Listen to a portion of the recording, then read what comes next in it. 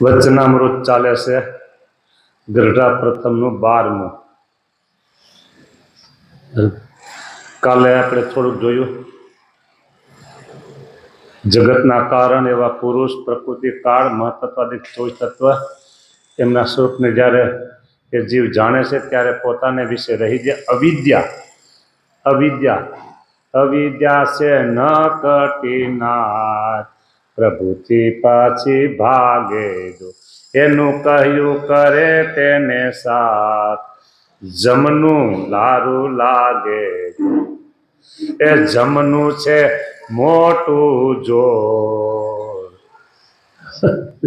બાંધશે, મોટું બાંધીને મારશે કે એટલે એ અવિદ્યા થકી મુકાય છે.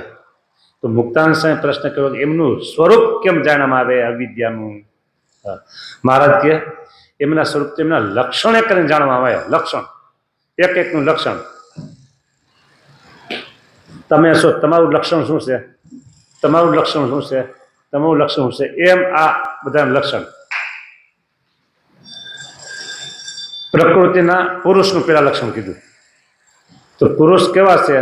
તો કે પ્રકૃતિના નિયંતા છે, પ્રકૃતિ થકી વિજાતી છે. પ્રકૃતિ સ્ત્રી છે અને આ પુરુષ છે એટલે વિજાતી છે. અખંડ છે, અનાદિ છે. વિજાતી અખંડ છે, અનાદિ છે અને અનંત છે અને સત્ય છે, સ્વયં જ્યોતિ અને સર્વજ્ઞ અને દિવ્ય વિગ્રહ અને સમગ્ર આકાર માત્રની પ્રવૃત્તિના કારણ અને ક્ષેત્રજ્ઞ એવા પુરુષ છે. અને જે અહીંયા પુરુષની વાત થઈ ગઈ. પુરુષ પ્રકૃતિના નિયંતા એને કંટ્રોલ કરનાર. પછી કીધું કે પ્રકૃતિ થકી વિજાતી છે. પ્રકૃતિ એ સ્ત્રી આકાર છે, આ પુરુષ આકાર. પછી અખંડ છે, પછી અનાદિ છે ને છે પેલા 5 તત્વ મહિલા એ આ છે. અને અનંત છે, સત્ય છે, સ્વયં જ્યોતિ છે, બીજાનો પ્રકાશ લેવો પડતો નથી. હવે પ્રકૃતિ એનું લક્ષણ તો ત્રિગુણાત્મક છે. કાલે આપણે અહીં સુધી પહોંચ્યા હતા. ત્રિગુણાત્મક ત્રિગુણી માયા તમને લૂંટશે. 3 ગુણ સત્વ, રજ અને તમ. સત્વગુણ, રજોગુણ અને તમોગુણ. સત્વગુણ સારો, તમોગુણ અને રજોગુણ તો સમજી લીધા આવા જ છે. સત્વગુણ સારો, તમોગુણ અને રજોગુણ છે એ હાથે બાંધે ને કેદીને બેડીથી, એ લોખંડની બેડી એટલે રજોગુણ અને તમોગુણ. અને સોનાની સાંકળથી કેદીને બાંધે એટલે સત્વગુણ. સોનાની સાંકળે બાંધે કે દોરડાથી બાંધે કે લોખંડની સાંકળે બાંધે, એકંદરે કેદી તો બંધન જ થયું ને. એને તો સોનાની સાંકળ હોય કે લોખંડની સાંકળ, એને શું એને પ્રતલબ છે? એને મુક્ત કરી દે તો બરાબર છે. એમ સત્વગુણ છે એવો છે. સત્વગુણને કીધું સત્વમ યદ બ્રહ્મ દર્શનમ. સત્વગુણ છે બ્રહ્મ દર્શન કરાવે, પણ અંતે તો એ માયાનો દીકરો છે. માયાનો દીકરો હોય એટલે માયા, તો માના ગુણ તો એમાં હોય જ દીકરામાં. રજોગુણ ને તમોગુણમાં તો ખરા જ, પણ સત્વગુણમાં એની માના ગુણ હોય, એની માયા. હું તો જાઈશ ગિરિધર જોવા રે માં મુને વારીસમાં. મને વારીસમાં માં તો હું ભગવાન જોવા જાઉં તો કે આ બધા એવા છે. એટલે આ ત્રિગુણાત્મક છે, જળ છે અને ચિદ છે. જળ ચિદાત્મક એને કીધું, બરાબર. હા. પછી નિત્ય છે, નિર્વિશેષ છે. હા. સૃષ્ટિ પૂર્વેની અવસ્થામાં પૃથ્વી, જળ વગેરે વિશેષ રહિત, પૃથ્વી સૃષ્ટિની પૂર્વેથી છે આ માયા. એટલે સમજી લ્યો કે આ પૃથ્વીનું અને આ જગતનું સર્જન થયું એને હારવાર આ માયા છે જ. બોલો. અને ભગવાનના તમામ ભક્તોની એક ફરિયાદ છે, તમામ હરિભક્તો, એટલે હરિભક્તો નહીં પણ ભગવાનને ભજતા હોય આ તમામની, પછી રામનું ભજન કરતા હોય તો ભલે, કૃષ્ણનું ભજન કરતા હોય તો ભલે, હનુમાન ગણપતિની આસ્થા વાળા હોય તો ભલે, મહાદેવજીની આસ્થા હોય, કોઈ માતાઓની આસ્થા વાળા હોય, ગમે તે હોય, બધાની એક ફરિયાદ કઈ, મન છે ને એ સંકલ્પ વિકલ્પ કરાવે છે. મન છે ને ભગવાનમાં ચોટતું નથી. મન છે ને અમને તરત આમ કરાવે છે. મન કોનું દીકરું છે? માયાનું. લ્યો, એટલે આ માયા જેના વજ્ર સરીખા કંઈક ચૈડા અને કંઈક પાડા. હા, ચૈડા કોણ? તો અમે. પાડા કોણ? તો તમે. પાડા એટલે પગે ચાલનારા, ચૈડા એટલે અમે ઘોડે બેઠનારા. બધાને માયા છે ને મોહ પમાડે છે, કોઈ બાકાત નહીં. પછી બાકાત એ છે આ માયાના પેચમાંથી, એટલે એના બંધનમાંથી કોણ મુક્ત છે? સંકલ્પ વિકલ્પમાંથી કોણ મુક્ત છે? બ્રહ્મ અને પરબ્રહ્મ. પરબ્રહ્મ તો ભગવાન તો, એટલે એની વાત તો પછી આવે જ નહીં. બ્રહ્મ કોણ? તો જે ભગવાનને અખંડ ધારી રહ્યા હોય, ભગવાનને અખંડ ધારી રહ્યા હોય, એટલે કે ભગવાનના અખંડ ધારક એવા મોટા સત્પુરુષ, જેને આપણે કહીએ કે છતે દેહે અક્ષરધામના મુક્ત. પછી તમે એને ખાલી મુક્ત કયો, એને અનાદિ મુક્ત કયો, આ એ બાકાત છે. એની પાસે માયાનું જોડ ચાલતું નથી.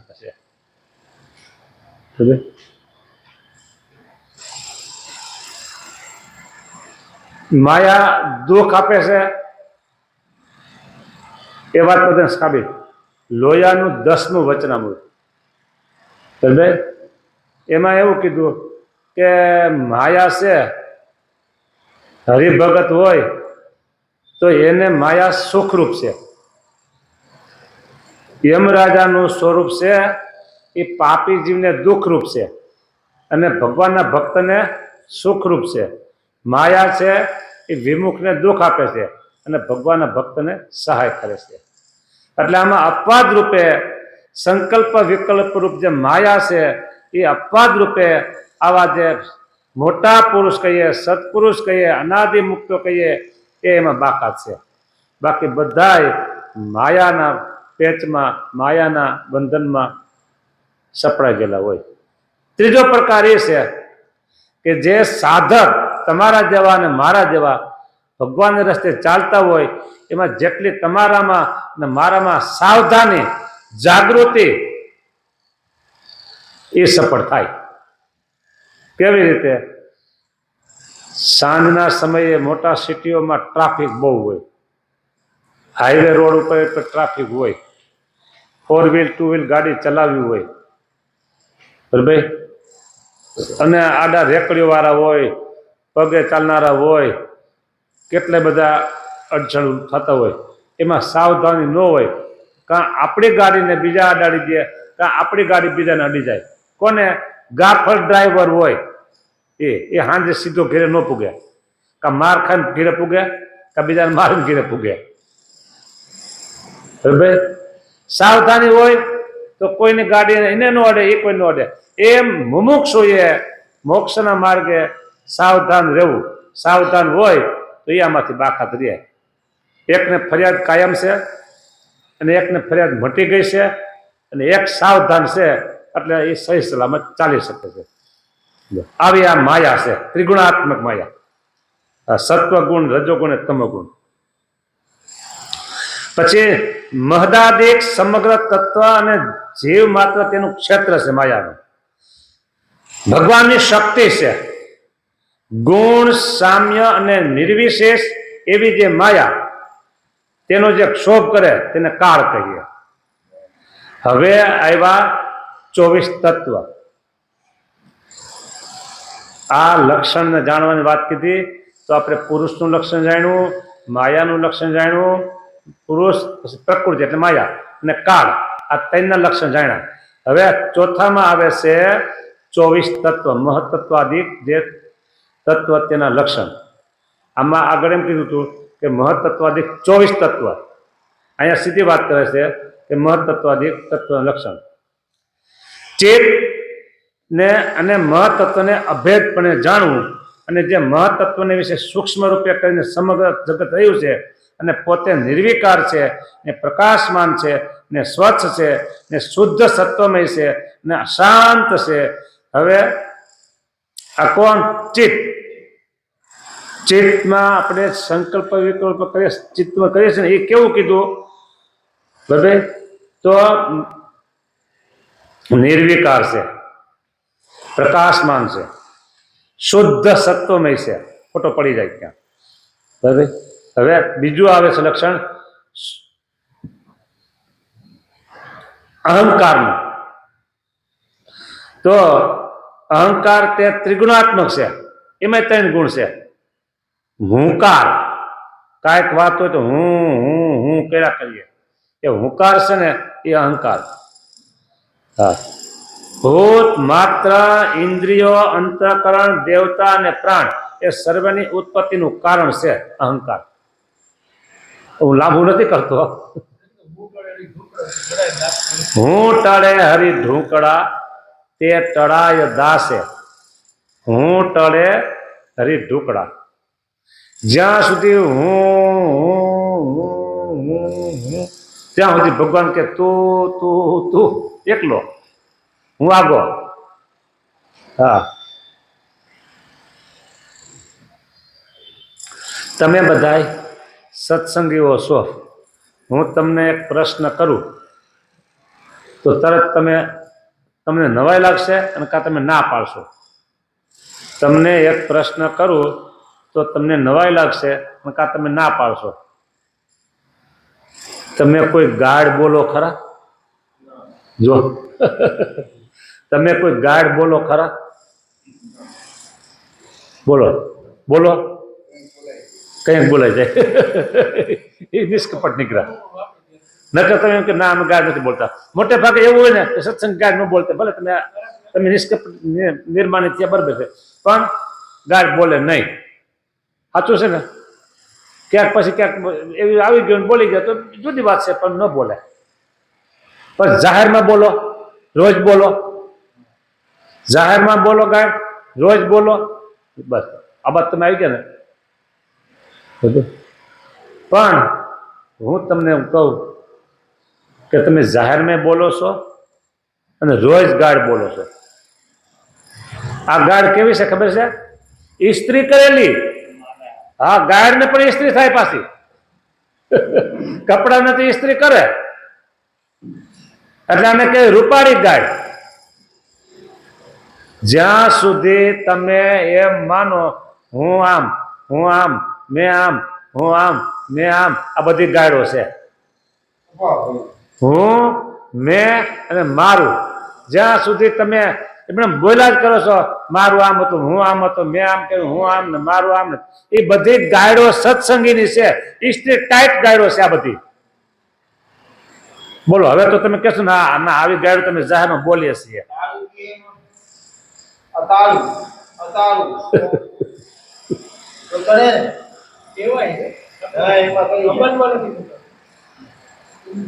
બરાબર. જ્યાં સુધી હું કર્યા કરીએ છીએ એટલે એ આપણો અહંકાર પુષ્ટ કરે છે, આપણો અહંકાર બળવાન કરે છે. અહંકાર બળવાન થાય છે એટલે આપણો દેહ ભાવ મજબૂત બને છે, જેનાથી આપણે જુદું પડવાનું છે, જેને આપણે છોડવાનો છે, એ જ મજબૂત બને છે. મોટામાં મોટો શત્રુ આપણો કોણ છે?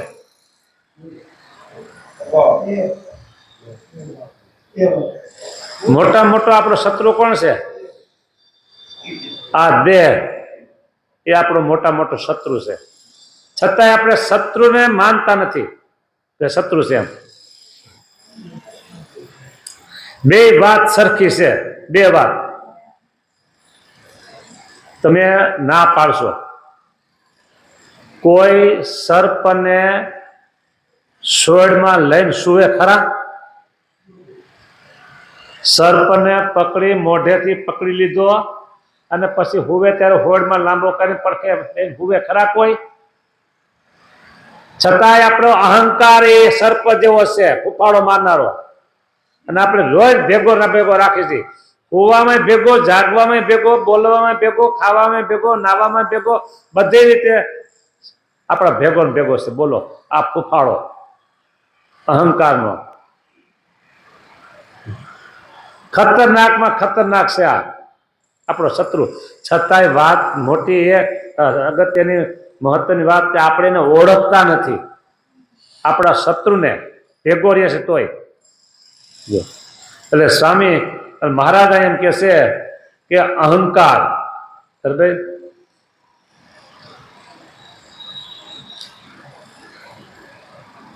ત્રિગુણાત્મક છે. ભૂત માત્ર, ભૂત માત્ર એટલે ભૂત શું હોય છે એ ઉપર જાણવું પડે ને. ભૂત શું?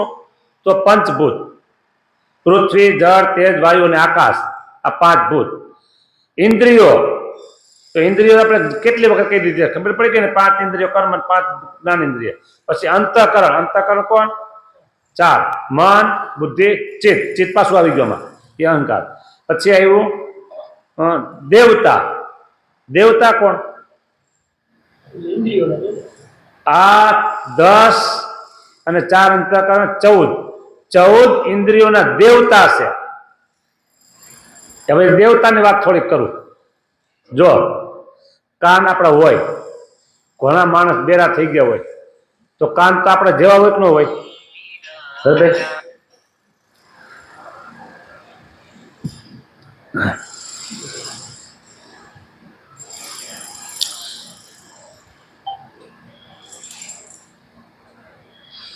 ઘણા માણસ દેખતા ન હોય,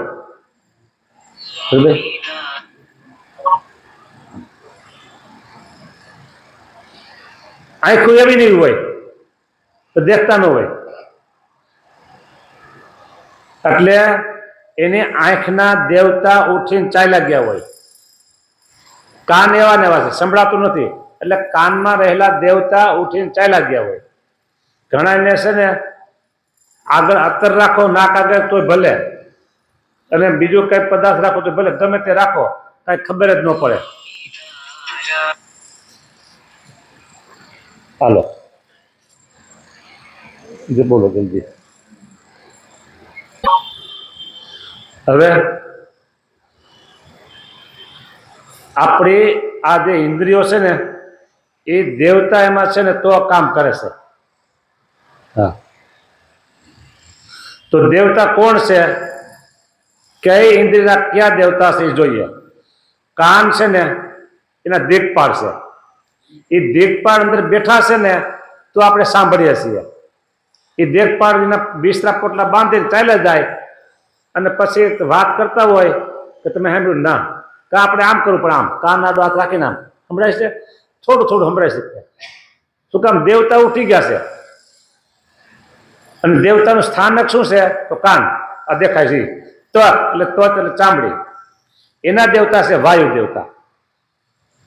ઘણાને ઠંડી ગરમી કાંઈ અસર જ ન કરતી હોય, બરાબર? શું કામ?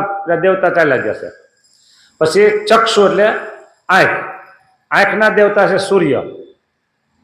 સૂર્ય ચાલ્યા ગયા હોય આંખમાંથી, પછી આંખ એવી ને એવી હોય પણ કાંઈ ખબર ન પડે, દેખાય જ નહીં. પછી રસના એટલે જીવા, જીભ. એના દેવતા છે વરુણ દેવતા.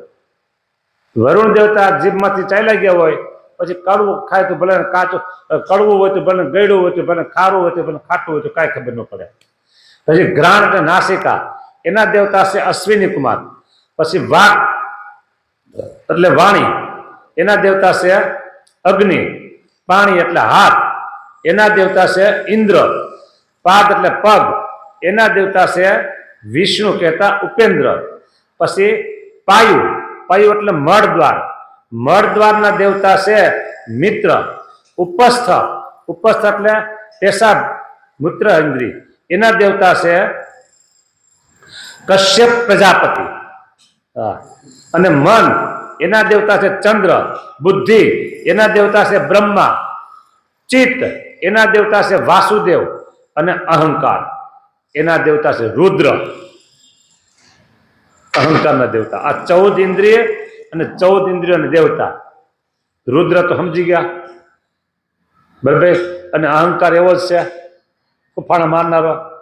રુદ્ર એવા એટલે આ બધાના એક એકના લક્ષણ કીધા જાણવાના. અંતકરણ દેવતા. અને હવે પ્રાણ. બરાબર. પ્રાણ છે ને આખા શરીરમાં એ પ્રવેશ કરીને હાલન ચલન થાય છે. હા. અને પ્રાણ જો ઉઠી જાય તો પછી શરીર કામ કરતું બંધ થઈ જાય. પ્રાણ અપાન સમાન ઉદાન અને વ્યાન એ 5 પ્રાણ છે. આમ કુલ 10 પ્રાણ કીધું. આ 5 એ પછી 5 બીજા નાગ, કુર્મ, કુકલ, દેવદત્ત અને ધનંજય એ 5 ઉપપ્રાણ કહેવાય છે. હવે આ પ્રાણની વ્યાખ્યા કરીએ વિવેચન તો પ્રાણવાયુ હૃદયથી નાસિકા સુધી શરીરના ઉપરના ભાગમાં રહે છે. હૃદયથી માંડી નાસિકા સુધી પ્રાણવાયુ. પછી અપાન વાયુ એ નાભીથી પગના તળિયા સુધી રહે છે. ડૂંટીથી માંડી પગના તળિયાના નીચેના ભાગમાં રહે છે. બરાબર. અને સમાન છે એ નાભીથી હૃદય સુધીમાં આટલામાં. હા. અન્ન રસ ને બધા અંગો અને નાડીઓમાં સમાન ભાગે વેચવાનું કામ કરે છે. અન્નને બધી જગ્યાએ સમાન પહોંચાડે છે. એ તો સમાન નામનો પ્રાણ. પછી ઉદાન એ કંઠ સ્થાનમાં રહે છે અહીંયા અને મસ્તક સુધી એની ગતિ છે. શરીરને સ્થિર રાખવાનું કામ કરે છે. હા. વ્યાન નામનો પ્રાણ તો એ આખા શરીરની નાડીઓમાં રહે છે. તે આખા શરીરમાં લોહી પહોંચાડવાનું કામ કરે છે. જેનો વ્યાન નામનો પ્રાણ એ સૂઈ જાય એટલે સમજો એને એટેક આવ્યું. એને એટેક આવ્યું સમજી નાખો. વ્યાન નામનો પ્રાણ. હવે એ આમ ડોક્ટરને આ ખબર ન હોય પાછી. એ એની ભાષામાં જોતા હોય કે તમારું લોહી થીજી ગયું છે, લોહી હલનચલન બંધ થઈ ગયું એટલે એટેક તમને આવ્યો. કે નાગ નામનો પ્રાણ છે તો એ શું કરે છે? આ નાગ નામનો પ્રાણ ઓડકાર. શું ઓડકાર ખાય છે? પ્રેક્ટિકલ કરીને બતાવ્યું. પછી કુર્મ. કુર્મ નામનો પ્રાણ છે એ 7મો છે. એ છે ને આંખના મટકામાં આંખ ખુલ્લે બીલી થાય છે ને એ પ્રાણ કામ કરે છે. પછી કુકલ નામનો પ્રાણ એ શું કામ કરે છે? છેક ખાય છે ને આપણે એ છેક ખાવાનું કામ કુકલ નામનો પ્રાણ કરે છે. પછી દેવદત્ત.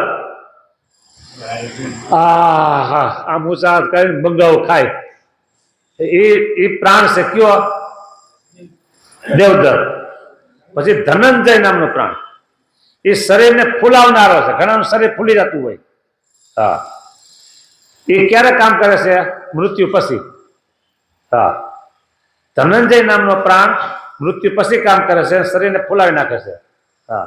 આ 10 પ્રાણ કીધા. લ્યો આ બધા લક્ષણને જાણે ત્યારે અનાદિ અજ્ઞાન થકી મુકાય. આ સાગરને વલ્લભ માખણ કાઢવા જેવી વાત છે. એના કરતા સ્વામિનારાયણ સ્વામિનારાયણ સ્વામિનારાયણ મેં પેલા જ કાલે કીધું તું. આ બધું સાગરને વલ્લભ અને એમાંથી માખણ કાઢવાની વાત છે. બોલો. આ તો સારું ભાગ જોગે કે આ બધું આ મારી પાસે સાહિત્ય છે એટલે હું તમને વિવેચન કરીને કહું છું. નહીં તો ખાલી વાંચી જાય. હા. પછી હવે આવ્યું. હા. એ સર્વની ઉત્પત્તિનું કારણ છે અને એને વિશે શાંતપણું છે, ઘોરપણું છે અને વિમૂઢપણું છે. આ બધું કેનું કીધું? દેવતા અને પ્રાણ એના વિશે. હવે મન એનું લક્ષણ થોડાક આ લક્ષણ કહું પછી આગળ પછી બહુ લાંબુ નથી કરવું. આમ તમને ગમતું હોય તો વાંધો નહીં તો નકમ તો જલ્દી બીજું સામે કંઈક લાવે તો સારું પૂરું કરે. હવે મનનું લક્ષણ સ્ત્રી આદિ પદાર્થની જે સમગ્ર કામના તેની ઉત્પત્તિનું ક્ષેત્ર છે. ટૂંકમાં કહીએ તો સ્ત્રીની જે વાસના એ આ મનમાંથી ઉત્પન્ન થાય છે. સંકલ્પ વિકલ્પ રૂપ છે. સંકલ્પ વિકલ્પ સંકલ્પ વિકલ્પ સમગ્ર ઇન્દ્રિયો નિયંતા છે. હા, બધા ઇન્દ્રિયો પર કામ એ કરે. કેવું થયું આ રાજા અને પ્રધાન? તો પ્રધાન રાજા કે એમ પ્રધાનને કરવાનું હોય, પણ પ્રધાન કેમ રાજા ન કરવું હોય? તો આ મન છે ને પ્રધાન છે અને થઈ ગયું છે રાજા. બધાને કંટ્રોલમાં એ કરે છે.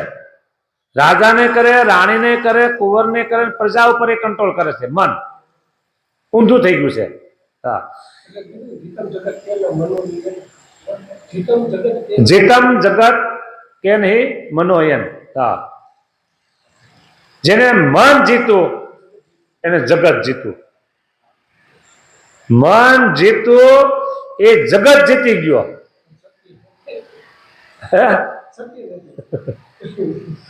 બોલો, જો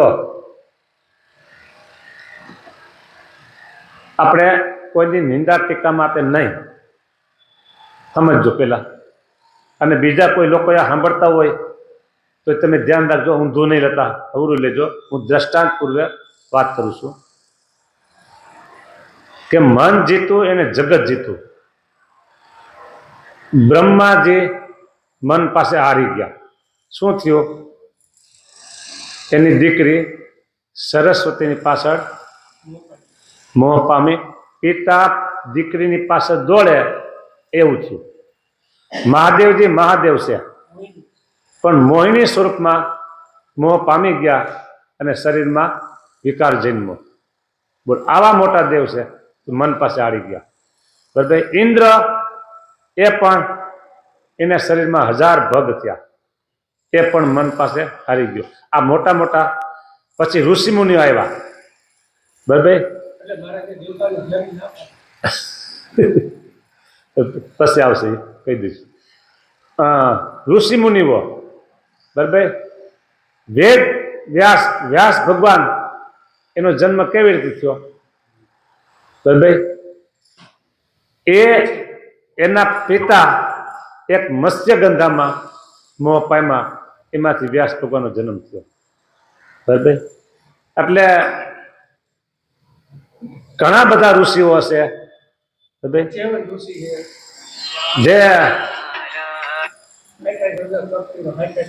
જે 60,000 વર્ષ સુધી તપ કર્યું જમના નદીના ધરામાં, એ પણ મોહ પામી ગયા. બોલો. હે, અને 50 કન્યાઓને પરિણામ. આ કઈ થોડી વાત છે? તો આવી રીતે મોટા મોટા છે ને એ પણ મનની પાસે હારી ગયા છે. આવું મન છે, કયો રાજા થઈ ગયું છે. હા, એટલે કીધું સ્ત્રી આદિ પદાર્થની સમગ્ર જે કામના તેનું ઉત્પત્તિનું ક્ષેત્ર છે, સંકલ્પ વિકલ્પ રૂપ છે અને સમગ્ર ઇન્દ્રિયોનું નિયંતા છે.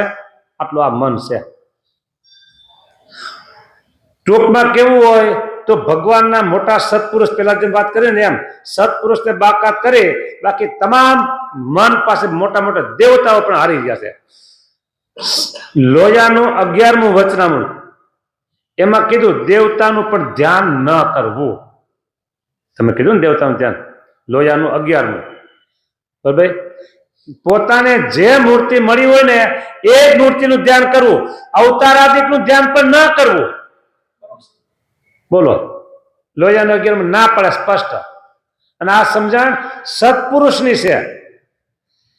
વચનામૃતનું નામ છે અસત્પુરુષની સમજણ અને સત્પુરુષની સમજણ. લોયાનું 11મું વચનામૃત. બરાબર. તો અસત્પુરુષની વાત તો જુદી રહી, એ તો ગ્રહણ કરવાની નથી. તો સત્પુરુષની જે વાત છે એને એમ કીધું કે દેવતાનું ધ્યાન ન કરવું અને બીજા અવતારાદિકનું પણ ધ્યાન ન કરવું. તો કોનું ધ્યાન કરવું? પોતાને જે મૂર્તિ મળી હોય એ જ મૂર્તિનું ધ્યાન કરવું. આમ સ્પષ્ટ અને ચોખ્ખી વાત કરી દીધી છે. એટલે આ બધા દેવતાઓ કીધા કે બરાબર, કે જે દેવતાઓ બધા ટોટલી હારી ગયા છે. હવે આનાથી મોટા દેવો કોણ કેવો કયો? હવે એ જો હારી ગયા હોય તો બીજા નાના દેવતાઓને પછી શું ગજું છે? હા, પ્રકૃતિ પુરુષ સુધી બધા માયામાં મોહ પામી ગયેલા છે. બોલો, 64 પદીમાં બધું કીધું છે. જેમ અગ્નિ કળામાં ધાણી કેમ ફૂટે? ધાણી ફૂટતો જોઈ છે તમે? જુવારની મકાઈની ધાણી એમ એમ લોહ કળામાં ઉડે છે ને, એમ આ બધા જીવો ઉડે છે. બોલો, ધાણી ફૂટે એમ બધા પ્રકૃતિ પુરુષની સુધી. એટલે કોઈનું ધ્યાન ન કરાય. મોક્ષને ઈચ્છતો હોય તેને લોયાનું 11મું વચના મુજબ સ્પષ્ટ કહે છે કે મોક્ષને ઈચ્છતો હોય તેને પોતાને જે મૂર્તિ મળી હોય એ સિવાય બીજા કોઈનું ધ્યાન ન કરવું. બોલો, આ રે કહેવાય પતિવ્રતાની ભક્તિ. પછી એમાં દ્રષ્ટાંત પાર્વતીજીનું દ્રષ્ટાંત દે છે કે પાર્વતીજી એમ બોલ્યા કે કોટી જન્મ લગ રગડ હમારી વરુ શંભુ નહીતર રહું કુંવારી. પાર્વતીજીએ એવું નક્કી કર્યું કે કરોડ જન્મ લેવા પડે, ભલે લેવા પડે, વરુ તો શંભુ ને વરુ, નહીતર બીજા કોઈને ન વરુ. લક્ષ્મીજીએ એવું નક્કી કર્યું કે પરણો તો ભગવાન શ્રી કૃષ્ણને જ પરણું. પણ દમ ઘોષનો દીકરો કોણ? શિશુપાલ. એને તો ન વરુ, ન વરુ, તે ન જ વરુ. જીભ કઈડી મરી જાવ પણ દમ ઘોષના દીકરા, દમ ઘોષનો દીકરો શિશુપાલ એને ન વરુ. ભગવાનના ભક્તને આવી ટેક જોઈએ. પોતાના ઈષ્ટદેવને વિશે ભગવાનના ભક્તને આવી ટેક જોઈએ. જે મૂર્તિ મળી છે બસ આપણે માટે એક જ મૂર્તિ છે. મુક્તાનંદ સ્વામીએ મહારાજને પહેલા એમ કીધું કે એક સદગુરુ સમાન છે.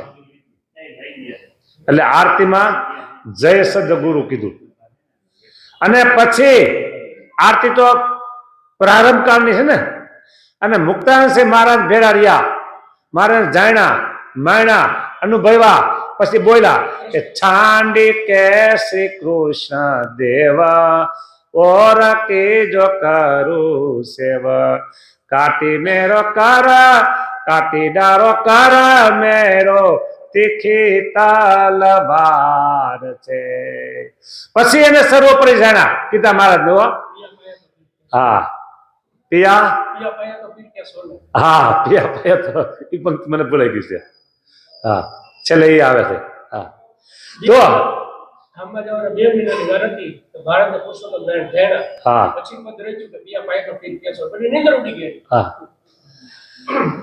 તો ભગવાનને વિશે આવી ટેક જોઈએ. હમ તો એક સહજાનંદ સહજાનંદ હમારે મન સ્વામિનારાયણ દૂસરો નો ભાવે. આપણે બધાને વિશે સરખી ભાવના રાખીએ છીએ ત્યાં સુધી સમજો પતિવ્રતાની ટેક નથી. અંત્યનું 38મું વચનામૃત ચોખ્ખી વાત કરે છે.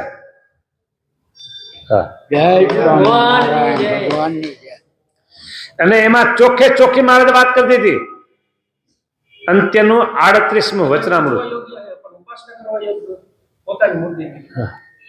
પોતાને જે મૂર્તિ મળી હોય ને એનું ધ્યાન કરાય, એ એક ઉપાસના થાય, બીજા કોઈની નહીં. આ વાત ઘણી વખત આપણે કરી છે અને ઘણી વખત તમે સાંભળી છે. હજી જીવનમાં ઉતારવામાં ઘણા બધા ભૂલ પણ કરે છે અને ઘણાને દ્રઢ પણ થઈ ગયેલી છે.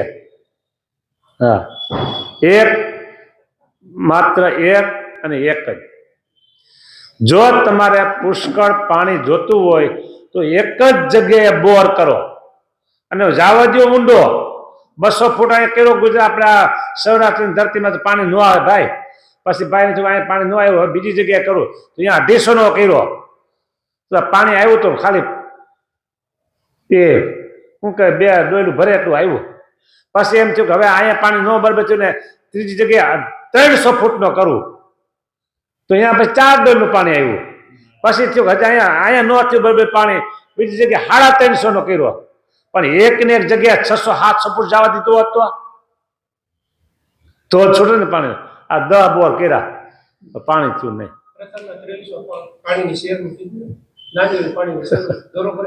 હા,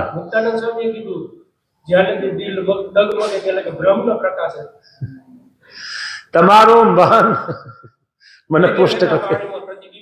હા, તમે બધું યાદ સારું કરાવો છો. જો જ્યાં લગી દિલ ડગમગે ત્યાં સુધી બ્રહ્મ નવ પ્રકાશે, વેગે વહેતા વારીમાં બ્રહ્મ નવ પ્રતિબિંબ ન ભાસે. જો પાણીનું તપેલું ભર્યું હોય, પાણીનું તપેલું ભર્યું હોય અને એ પાણી આમ હલતું હોય અને તમે મોઢું જોજો દેખાય, પણ સ્થિર તપેલું હોય પાણીનું તો દેખાય. એમ આપણું મન ડગમગે એટલે એક નિષ્ઠા ન હોય ને ડગમગ્યું કહેવાય. બધી જગ્યાએ આપણા માથા નમતા હોય, બધી જગ્યાએ ભલું કરજો, બધી જગ્યાએ માગતા હોય, બધી જગ્યાએ ચોખા મૂકતા હોય, બધી જગ્યાએ દિવેટું પ્રગટાવતા હોય, બધી જગ્યાએ બધું કરતા હોય, એ આપણું દિલ ડગમગે છે. બ્રહ્મ ક્યાંથી પ્રકાશ એમાં? હા, આ બધી વાતો નંદ સંતોએ કીધી છે, સ્વામિનારાયણ ભગવાને કીધી છે. આપણે તો આ 12મા વચનામૃતમાં ઓલી બધી તત્વની વાતો કરી છે, એમાં આપણા ઉપાસના પર વહી ગયા અત્યારે. હા, પણ ઉપાસના આપણે લાઈન ખોટી તો આપણે ટ્રેક બદલી તો નથી. આમાં મનનું લક્ષણ વાત આવી એમાંથી આ બધું નીકળ્યું છે કે બુદ્ધિને વિશે પદાર્થ માત્રનું જ્ઞાન રહ્યું છે. હવે બુદ્ધિનું લક્ષણ કે છે, મનનું પૂરું થઈ ગયું અહીંયા. હા, એમાં પછી આપણે ઉપાસના માર્ગમાં વહી ગયા મનના લક્ષણ કહેતા. હવે બુદ્ધિનું લક્ષણ કહીએ છીએ, બુદ્ધિને વિશે પદાર્થ માત્રનું જ્ઞાન છે. બોલો. અને સમગ્ર ઇન્દ્રિયોને વિશે જે વિશેષ જ્ઞાન છે તે બુદ્ધિ વતે છે. અને બુદ્ધિને વિશે સંશય, નિશ્ચય, નિદ્રા ને સ્મૃતિ એ રહ્યા છે. બુદ્ધિ એક છે ને તો બધી ખબર પડે છે આપને. આ બુદ્ધિ એક તત્વ ઉઠી ગયું પછી હવામાં ફુગા ઉડતા હોય ને એમ થઈ જાય. બુદ્ધિ એક તત્વ ઉઠી જાય તો હવામાં ફુગા ઉડતા હોય ને એવું થઈ જાય. બોલો, બુદ્ધિ છે તો કામ કરે છે. ઘણા એવા માણસો પણ હોય કે બુદ્ધિ તત્વ એમાંથી 5% જ કામ કરતું હોય, બાકીનું 95% ઉઠી ગયું હોય. તો આપણે કહીએ એ તો હશે ને મગજ મેટવાળા છે, અસ્થિર મગજના છે, ગાંડા છે, આમ બધું કીધા કરે બરાબર. એટલે એનામાં બુદ્ધિ નથી હોતી. ને આ સારું છે, અહીં બધા બેઠા છે એટલે બુદ્ધિ તત્વ આપણામાં છે એટલે આપણે જેનાથી બેઠા છે ને કે આપણે એના જેવા જ કહેવાય. હો હા, આપણે તો 0.01 એટલે 0.09% બુદ્ધિ કામ કરે. આપણે વૈજ્ઞાનિકોમાં 0.01 કંઈક છે આખું સંશોધન. અહીંયા તો આટલું સંશોધન તો એ કરી શકે. હવે આવે છે સુરત્ર સંશય, નિશ્ચય, નિદ્રા અને સ્મૃતિ રહ્યા છે. અને શ્રોત્ર, તક, ચક્ષુ, રસના, ઘ્રાણ, વાક, પાણી, પાદ, પાયો અને ઉપસ્થ એ જે 10 ઇન્દ્રિયો તેમનું લક્ષણ તો એ છે જે પોતપોતાના વિષયમાં પ્રવર્તવું. આપણે આ 10 ઇન્દ્રિયની બધી વાત કરી, દેવતાની વાત કરી દીધી ને લાંબ લેતા નથી. હવે 5 પંચ માત્રાના લક્ષણ કહીએ છીએ. તો પંચ તન માત્રા ક્યાં? તો શબ્દ પેલું બરાબર. તો એનું લક્ષણ છે શબ્દ છે તે અર્થ માત્રનો આશ્રય છે અને વ્યવહાર માત્રનો કારણ છે અને બોલનારાની જાતિ અને સ્વરૂપ તેને જણાવનારો છે. બોલે તે ખબર પડી કે આ જાતિનો છે. આ કઈ જ્ઞાતિનો છે એ બોલવા ઉપર પણ ખબર પડી જાય. ઘણી વખત 100% ને પણ ખબર પડી જાય.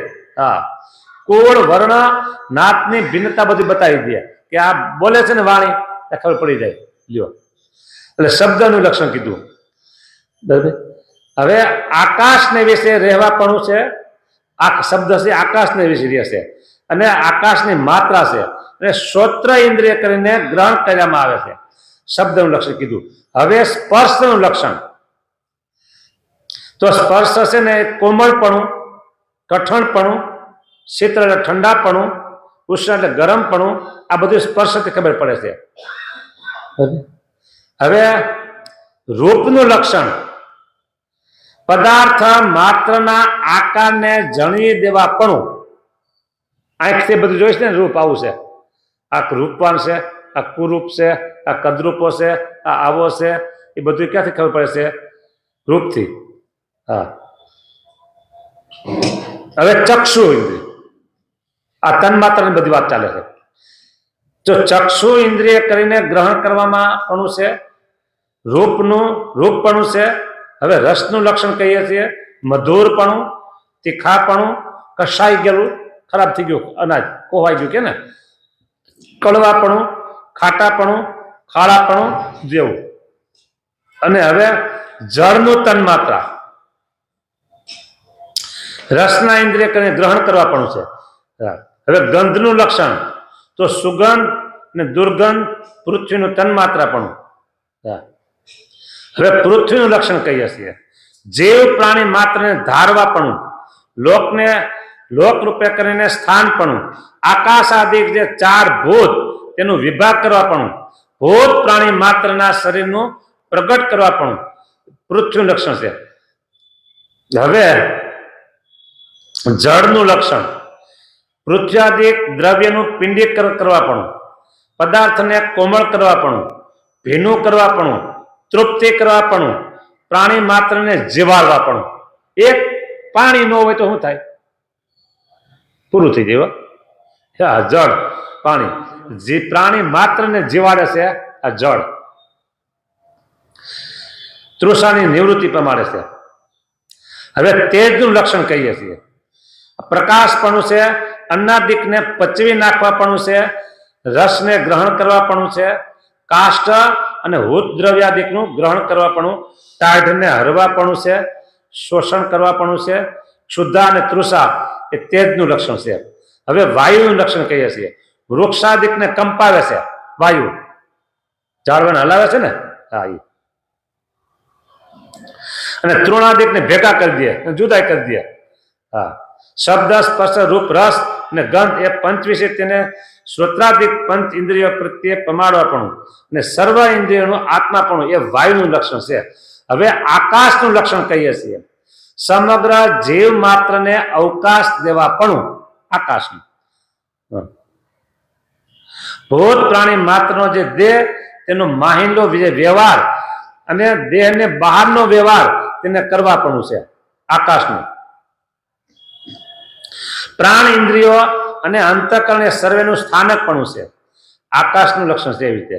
એવી રીતે 24 તત્વ પ્રકૃતિ, પુરુષ અને કાળ એમના જો લક્ષણ જાણે તો એ જીવ અજ્ઞાન થકી મુકાય છે. મારા બાપ, આ દરિયાને વલોવો અને આ જાણવો બધું હરખું છે. ફરીને દરિયાને વલોવા જેવી વાત આવી બધી. એટલે હવે આટલું બધું તો આમાં કોણ સમજશે? એક જ તમને કહી દઉં, સ્વામિનારાયણ સ્વામિનારાયણ કહેવાનું, લીલા ચરિત્રો ગાવાના, લીલા ચરિત્રો સાંભળવાના. એટલે આ કોઈ વચનામૃતનો સાર આવી ગયો. હજી તો આ વચનામૃત તો ઘણું બાકી છે હો. હા, અઠવાડિયું હાલે એટલું છે. પણ હું કાલ પૂરું કરી દઈશ, અઠવાડિયું નથી કાલવું. હા.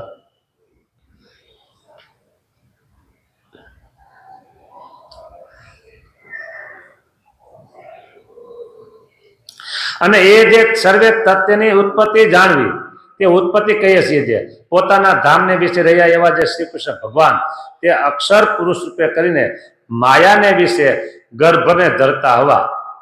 કોણ? શ્રી કૃષ્ણ ભગવાન તે અક્ષર પુરુષ રૂપે કરી માયાને વિશે ગર્ભને ધરતા હવા. ત્યારે માયા થકી અનંત કોટી જે પ્રધાન અને પુરુષ તે થતા હવા. એટલે આ પ્રકૃતિ પુરુષ એના થકી પ્રધાન પુરુષ એના દીકરા કહેવાય, અને પ્રધાન પુરુષ થકી અનંત બ્રહ્માંડો થયા એ એના દીકરા. આ એવી વાત થઈ. હા.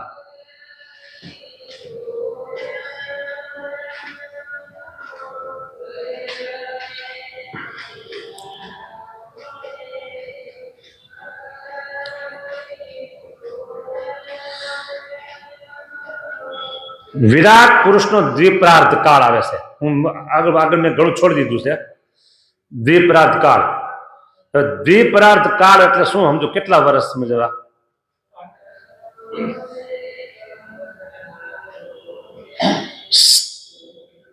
17